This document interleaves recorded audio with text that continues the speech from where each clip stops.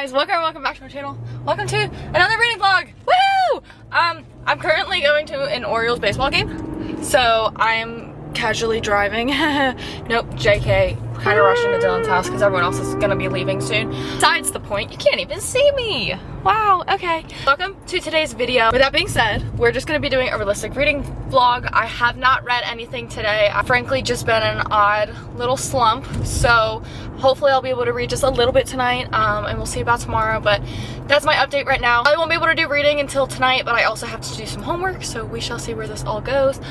Thank you for clicking on today's video. Let's get it started. You cannot see me, I'm sorry. I actually crashed my freaking streak yesterday. I failed yesterday. I didn't read at all. I was gonna try to get a page or two in, but I literally laid down with my Kindle over there, and then when I had woken up, Dylan was finished his shower and he's like, let's go to bed. And I was like, wait, I haven't read. So I didn't read anything yesterday. Unfortunately, I'm really upset because I think I had like a 25-day streak going and I could just like cheat, but I'm not gonna do that to keep me accountable. Oh my god, I'm so angry. But the first book we are gonna be reading for this video is gonna be Our Perfect Storm by Carly Fortune. Also have the audiobook on Everand, which is the sister app to Fable, and they give you 3, I think it's either audiobooks or Kindle books a month, and then they'll be renewed on June 25th if I'm not mistaken. I'm kind of getting like a little cringed out. Something about it is kind of cringing me out. It's not bad. I think I love Friends to Lovers, but sometimes Friends to Lovers, it's like, it's so obvious. You're like, just kiss already. Like, this book doesn't have to happen, just communicate. And I think they still haven't realized it, or I think they do, because I honestly feel so bad for her fiance. They had their for the wedding party, and she was like dancing with George. She's like, I've never felt this with anyone before. And your husband can obviously see like you're dancing with this guy in the middle of the room, and he probably can tell that you're having more fun than you were with him, which was just so sad. I think he got really drunk like in the end, and they were all both having fun. There were certain moments that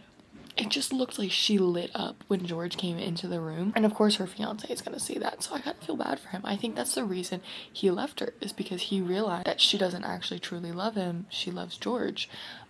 This is in the first 9 chapters that I've gotten this. So I'm a kind of a little, but there's like different parts. So we're in the woods part. I'll hopefully be reading a lot today because I'm getting my surgery done, so I'll be able to like sit and chill, but I also have a bunch of homework to do, so we will chit chat when that happens. But until then, that's the update. We're on page 59. I'm going to try to track the pages that I read.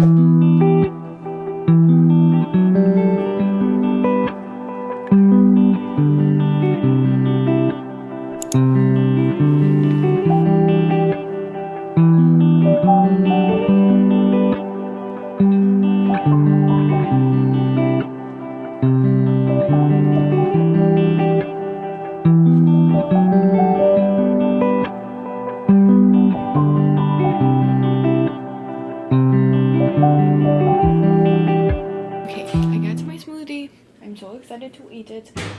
It's a beach bomb, which I think is banana and strawberry, and then you can either do dark chocolate or vanilla or white chocolate. So I did dark chocolate, and then I also added some protein because I pretty much haven't eaten today. I had like a little bit of this breakfast sandwich, but that was it. I've just been reading. They're going on the honeymoon right now. I guess the inspiration for this book is Joe and Amy, and they actually end up together, which I think is really cute because I know a lot of us really wanted Joe and Amy to come together. Still haven't read the movie. No. Still haven't read the book. Still haven't watched the movie. A little lost, but I do know that Joe is very like outgoing, like very strong-willed, and I haven't seen any of that from our main girl character, but George keeps saying like, you were just so strong-willed and you really dampened it with this guy, but we haven't really seen her strong will. We pretty much just saw her enjoying her party with her fiance and then being like heartbroken. So I'm just waiting for that, I'm guessing.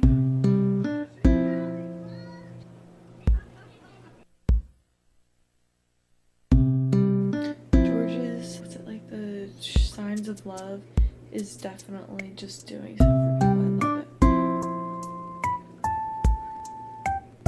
Biggest thing I've been able to relate to as a server in a restaurant, because Frankie is a chef, so she's a little different, but you know, same thing.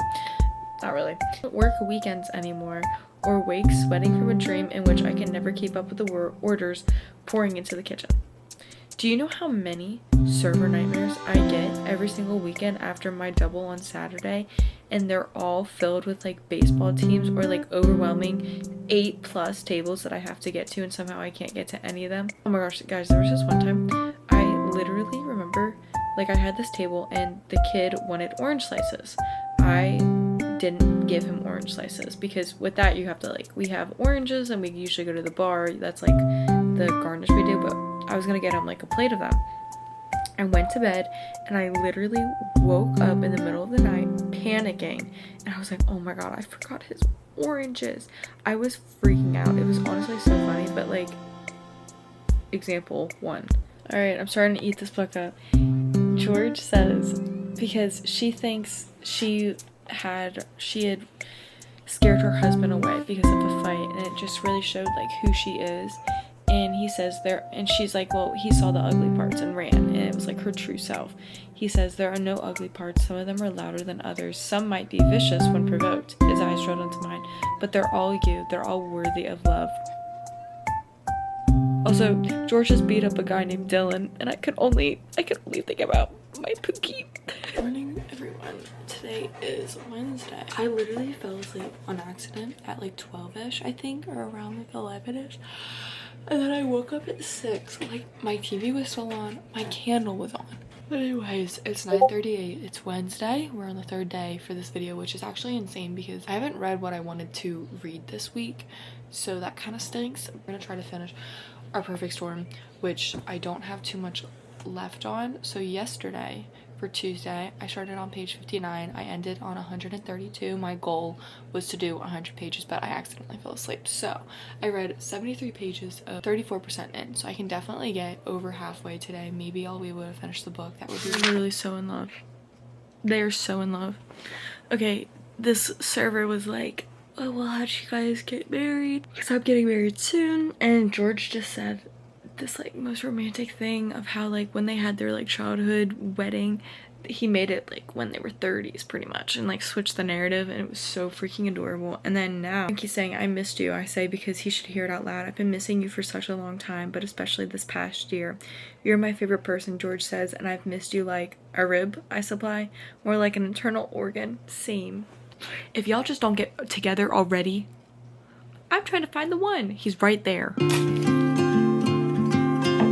Alright everyone, so it's been so long. It's 3:52 and I finally finished Our Perfect Storm by Carly Fortune. This took me a lot longer than I wanted it to, but it was mostly because my attention span was kind of going, so I needed to chill out. I'm gonna give this book, I think, a 3 stars. I didn't love it. Honestly, I think there's more critiquing than what I liked. I didn't really like how like there was a lot of repetition in a few things, especially with some of like the dialogue when they were expressing their feeling just felt like it was the same thing over and over again. I think also we were talking about the whales. Sometimes I got a little repetitive, and in all, I hated the ending because it was something that in my mind didn't really matter because you were with the guy that you were meant to be with, and then like all of this came to light and she pretty much was like, okay, I need some space from you. And it's like, you're not gonna like, I just didn't love that. Did really love the vacation though. I think that was so much fun, just seeing them come together and grow and be adults and be best friends and falling in love. Okay, so I've read about 268 pages today, which is actually insane if you really think about it. So it basically almost took me about 5 hours to read this, which isn't terrible. I am really tired though, I'm not gonna lie. So we've got the next book that I'm going to be reading, which is going to be The Priory of the Orange Tree by Samantha Shannon. I'm terrified. This book is ginormous. I have read longer books, so I can definitely get through this. The problem is this is a high fantasy book. This is a high fantasy with a glossary. There's also a bit for storytellers that you're supposed to follow along with. I am really excited. I think my goal for this book, and I usually do this with bigger books just because they take me forever to get through, is you read about like 200 pages a week or something and then you're good.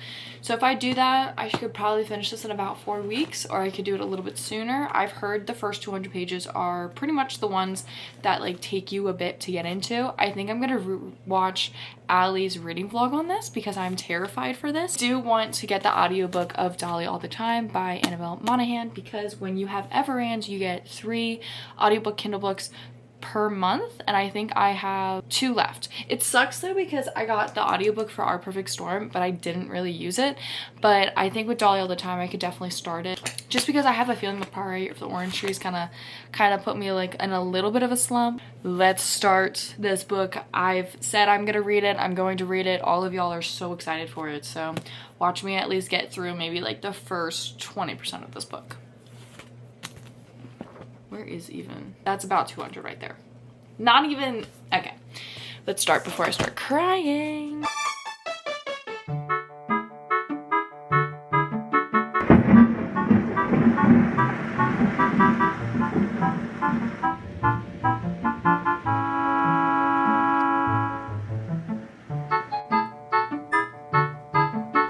Guys, I'm trying to start this dang book, but oh my gosh. Let me just give you the little bit. I am like already so confused. An artificial island clung to the cape. It was called Arissima, and it was something of a curiosity to the locals. The trading post had been constructed to house a handful of merchants and scholars from the free state of Mentendone.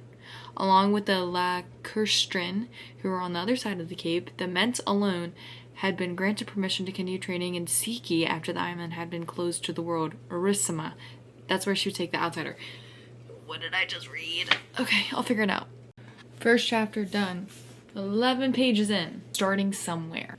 Let me just tell you, who the heck are the Lacustrin and the Mentish? Where are they on the map? I can't really tell. Why are they the only ones? But then it says that they're the only ones that are open to Orsana or the Siki, because they're trying to help their citizens from the draconic plague, which it sounds like that's the red,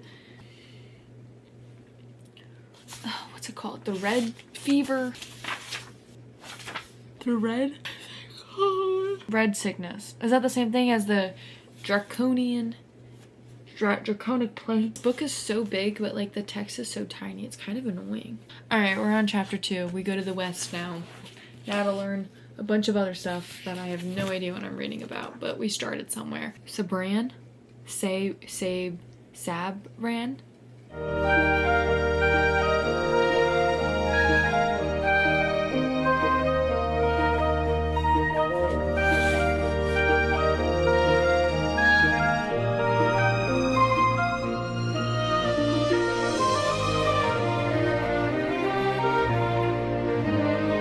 Good morning, everyone. Good morning. It's the next day. It's Thursday, and I was able to read actually so much yesterday. I'm so proud of myself, considering on Monday I read nothing. So I did start the Priory of the Orange Tree yesterday. If you think you're getting a big update, you literally aren't. It took me so much longer to read this, but I'm on page 12. This is gonna probably take me a while to actually get in, but I am honestly pretty intrigued already. There's a lot of things happening. I believe they saw the dragon already, this alchemist. His name's like Roos or something. And then we also learned about, not really learned, there's like new vocabulary about like a red sickness, and there's like choosing day. So there's a lot that was kind of being thrown at you, and I'm hoping that it's not like I have to stop, and for me to learn the item I have to go to the glossary. Like, it's not going to be told to me, and I really hope it's told to me, because I really don't want to be flopping back and forth. So Wednesday I read from 132 to 400, and that was for Our Perfect Storm, and I was able to finish it, and I read 268 pages of that. And then I read Priory of the Orange Tree, which was 13 pages, just starting it. So in all I read 281 pages, which was really great. Honestly, yesterday was just like a nice reading day for me, and I'm very glad that I was able to do that. Hopefully today will be something like that. My friend Riley, if you guys have been here long enough, sometime in like October, she was in my videos. She's been in my videos every now and then, but I really want to vlog with her. She's gonna come over kind of late, around like 5, and we're gonna go swimming. We're gonna go read our books. I'm not gonna read Priory, I don't think, with her, because it's difficult to read while you're like with someone else. So I'm probably gonna start Dolly All the Time. I'll let you know though.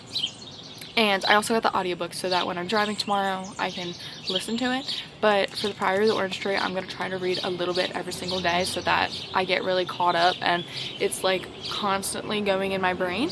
So we'll see how this goes. So hopefully I get some nice reading in for Thursday, because I don't think Friday or Saturday is going to be as successful because I'm gonna have a lot going on, and those days I'm probably gonna have to do a lot of homework. Let's do some reading. It's so humid outside, but it's honestly so nice, and like all the flowers are bloomed. It looks so pretty. I love summer, so amazing. Okay, I do have eye patches on, if you couldn't tell. I forgot to say that. I don't want it to look like I look weird. Anyways.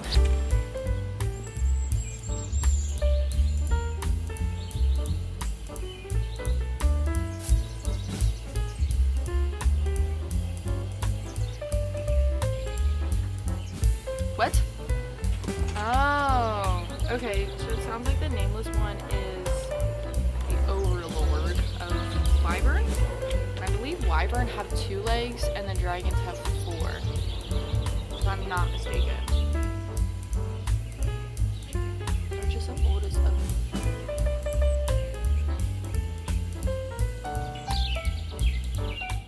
Hello everyone, hello. I didn't really read yesterday. It's Friday.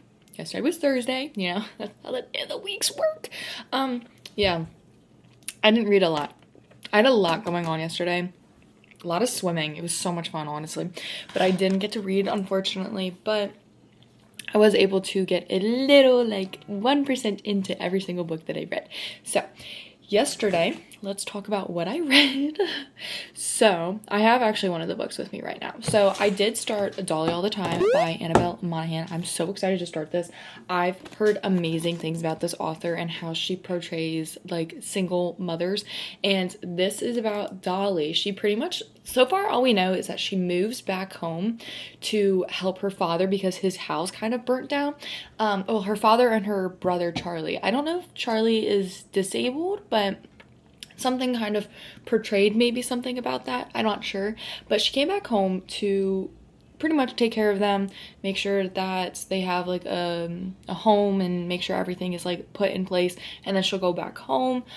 She seems like obviously like a single mom. She seems like she's kind of struggling. She's trying to make ends meet. Kind of sad, honestly. So we have her in Rhode Island's Whitfield, and her father owns like a seafood restaurant delivery place, so she was just helping out with that. She's got a kid, 13-year-old, I believe his name is Gus. So that's pretty much all that's happened. I don't know the love interest. I think we're going to meet him in a little bit because she is going to the Whitfield's house, which they are like a rich family. They are like the name of the town, so I think that's where she meets him. We'll see. So I did read 8 pages of that. So I did that, and then yesterday, you guys are gonna be excited, I read of Priory of the Orange Tree. 12 pages. Yeah, I know, pretty crazy. I will say I am getting into it. I'm definitely feel like I was reading quicker yesterday, but I don't know if that was because like I was getting tired of trying to figure out what everything means and I just started reading, or what. Because one of my things right now is it's a lot of telling and not showing with relationships. Like we just saw a bit where Tane has an arch nemesis, but it was just said like this was her arch nemesis, and then he said something that was like a little snarky. Yeah, not smarky. He was a little snarky, and then that was it. Like I want to see more of that. There was also like one, Souza had agreed to take the Inish man into Arisma. Of course she had. She would do anything for Tane, just as Tane would do anything for her, and I would like that to be shown. Honestly, I understand that with a big fantasy, high fantasy book, you should have a glossary at the end so that people can go and flip back to stuff. I would really appreciate it if it was described in the book. It kind of takes you out of the story when I have to go to a full ass textbook to be like, what is this? What are we talking about? I've also not been explained about literally anything in this book. I've had to go and look it up. I haven't really been using the glossary because it just annoys me trying to like find it, so I've just been looking up on my phone. And with the Kindle book, I've been able to just like highlight it, go to either in the book or to the Google. What? So I would go there mostly because it's easier, and it would just be like, oh, so blah, blah, blah. Heard the Venture is actually really cool. That's like their religion, and it's pretty much this guy, Ganin or something, killed the high wyvern. He killed like the badass wyvern that wanted to like destroy humanity and basically that. And then whoever he marries, any of the women, I guess the wives, they are seen as godlike. So when they give babies, when they give birth, it's like that's a high standard for them, but they are seen as godlike. And then with that religion, they really focus on like 5 nights. So I know there's one of like generosity, there was another one I think of like courage or something, and everyone gets to pick a little seal for it, which I thought was really cool. But then there's another religion that actually is like, no, it wasn't Galen or whatever his name is, actually this woman. So there's some stuff going on there. It seems like the East and the West are not talking to each other. It seems like they're segregated. I don't know if it's because of the draconic plague or what's going on really. It might be because of religion. I'm not really sure yet. But it seems like things are happening. Someone is trying to assassinate Sabine because she is the woman that is like godlike and she has to give birth. But people, I forget why they don't want her to... Camera died. Anyways, so I charged you for a little bit. But it's pretty much to sum it up. Basically people are trying to assassinate her because of the whatever bloodline, and it's been going for so long that like pretty much every woman in her bloodline, even her own freaking mom, assassinated. Everyone has been assassinated. And it's mostly because like differentiating, I believe, religions, or they're trying to like force them to get married because obviously they want a kid and whatever.